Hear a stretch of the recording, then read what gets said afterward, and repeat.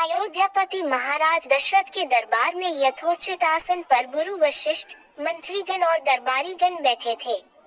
अयोध्या नरेश ने गुरु वशिष्ठ से कहा, हे गुरुदेव, जीवन तो क्षणभंगुर है और मैं वृद्धावस्था की ओर अग्रसर होते जा रहा हूँ।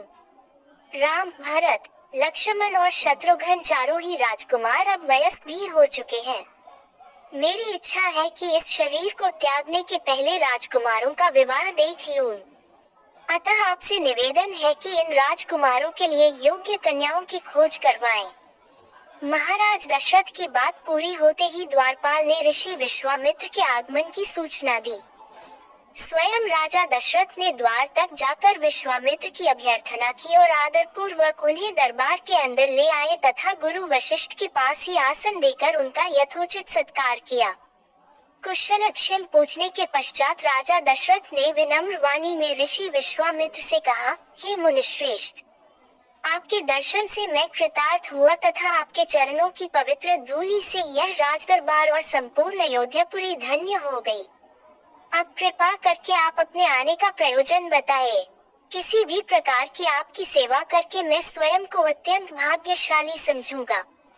राजा के विनयपूर्ण वचनों को सुनकर मुनि विश्वामित्र बोले, हे राजन, आपने अपने कुल की मर्यादा के अनुरूप ही वचन कहे हैं। इक्ष्वाकु वंश के राजाओं की श्रद्धा भक्ति गौ, ब्राह्मण और ऋषि मुनियों के प्रति सदैव ही रही है। मैं आपके पास एक विशेष प्रयोजन से आया हूँ। समझिए कि कुछ मांगने के लिए आया हूँ। यदि आप मुझे वांछित वस्तु देने का वचन दे तो मैं अपनी मांग आपके सामने प्रस्तुत करूँ। आपके वचन न देने की दशा में मैं बिना कुछ मांगे ही वापस लौट जाऊंगा। महाराज दशरथ ने कहा, हे ब्रह्मर्षि, आप निसंकोच अपनी मांग रखें। संपूर्ण विश्व जानता है कि रघुकुल के राजाओं का वचन ही उनकी प्रतिज्ञा होती है। आप मान तो मैं अपना शीश काट कर भी आपके चरणों में रख सकता हूँ। उनके इन वचनों से आश्वस्त ऋषि विश्वामित्र बोले, राजन, मैं अपने आश्रम में एक यज्ञ कर रहा हूँ। इस यज्ञ की पूर्णाहुति के समय मारीच और सुबाहु नाम के दो राक्षस आकर रक्त, मांस आदि अपवित्र वस्तुएं यज्ञ वेदी में फेंक देते हैं। इस प्रकार यज्ञ पूर्ण नहीं हो पाता। ऐसा वे अनेक बार कर चुके हैं। मैं उन्हें अपने तेज से श्राप देकर नष्ट भी नहीं कर सकता, क्योंकि यज्ञ करते समय क्रोध करना वर्जित है। मैं जानता हूँ कि आप मर्यादा का पालन करने वाले ऋषि मुनियों के हितैषी एवं प्रजावत्सल राजा हैं। मैं आपसे आपके ज्येष्ठ पुत्र राम को मांगने के लिए आया हूँ, ताकि वह मेरे साथ जाकर राक्षसों से मेरे यज्ञ की रक्षा कर सके और मेरा यज्ञानुष्ठान निर्विघ्न पूरा हो सके। मुझे पता है कि राम आसानी के साथ उन दोनों का संहार कर सकते हैं। अतः केवल 10 दिनों के लिए राम को मुझे दे दीजिए। कार्य पूर्ण होते ही मैं उन्हें सकुशल आपके पास वापस पहुंचा दूंगा। विश्वामित्र की बात सुनकर राजा दशरथ को अत्यंत विषाद हुआ।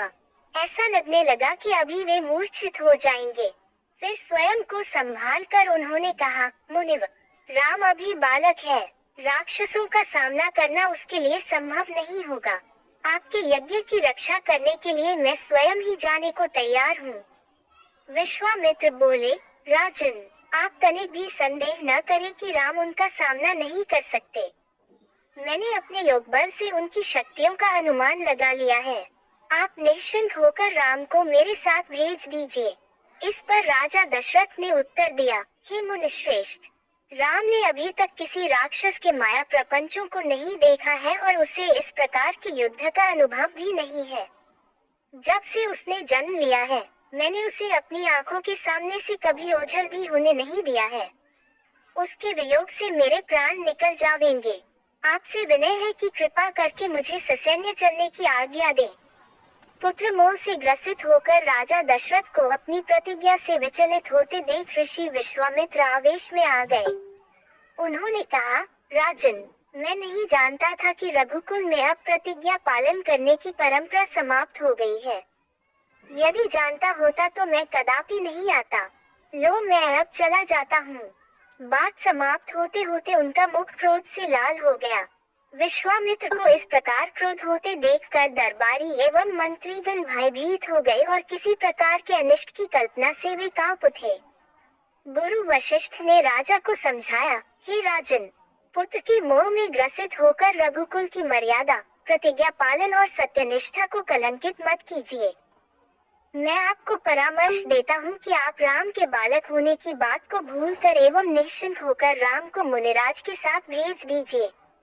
महामुनि अत्यंत विद्वान, नीति निपुण और अस्त्र शस्त्र के ज्ञाता हैं। मुनिव के साथ जाने से राम का किसी प्रकार से भी अहित नहीं हो सकता, उल्टे वे इनके साथ रहकर शस्त्र और शास्त्र विद्याओं में अत्यधिक निपुण हो जाएंगे तथा उनका कल्याण ही होगा। गुरु वशिष्ठ के वचनों से आश्वस्त होकर राजा दशरथ ने राम को बुला भेजा। राम के साथ साथ लक्ष्मण भी वहां चले आए। राजा दशरथ ने राम को ऋषि विश्वामित्र के साथ जाने की आज्ञा दी। पिता की आज्ञा शिरोधार्य करके राम के मुनिव के साथ जाने के लिए तैयार हो जाने पर लक्ष्मण ने भी ऋषि विश्वामित्र से साथ चलने के लिए प्रार्थना की और अपने पिता से भी राम के साथ जाने के लिए अनुमति मांगी। अनुमति मिल जाने पर राम और लक्ष्मण सभी गुरुजनों से आशीर्वाद लेकर ऋषि विश्वामित्र के साथ चल पड़े। समस्त अयोध्या वासियों ने देख कि मंद धीर गति से जाते हुए मुनिश्रेष्ठ विश्वामित्र के पीछे पीछे कंधों पर धनुष और तरकस में बाण रखे दोनों भाई राम और लक्ष्मण ऐसे लग रहे थे मानो ब्रह्मा जी के पीछे दोनों अश्विनी कुमार चले जा रहे हों। अद्भुत कांति से युक्त दोनों भाई गोह की त्वचा से बने दस्ताने पहने हुए थे। हाथों में धनुष और कटी में तीक्ष्ण धार वाली कृपाणें शोभायमान हो रही थी। ऐसा प्रतीत होता था मानो स्वयं शौर्य ही शरीर धारण करके चले जा रहे हों। लता वृक्षों के मध्य से होते हुए 6 कोस लंबा मार्ग पार करके वे पवित्र सरयू नदी के तट पर पहुँचे। मुनि विश्वामित्र ने स्नेह युक्त मधुर वाणी में कहा, हे वत्स, अब तुम लोग सरयू के पवित्र जल से आचमन स्नान आदि करके अपनी थकान दूर कर लो, फिर मैं तुम्हें प्रशिक्षण दूंगा। सर्वप्रथम मैं तुम्हें बला और अतिबला नामक विद्याएं सिखाऊंगा। इन विद्याओं के विषय में राम के द्वारा जिज्ञासा प्रकट करने पर ऋषि विश्वामित्र ने बताया, ये दोनों ही विद्याएं असाधारण हैं।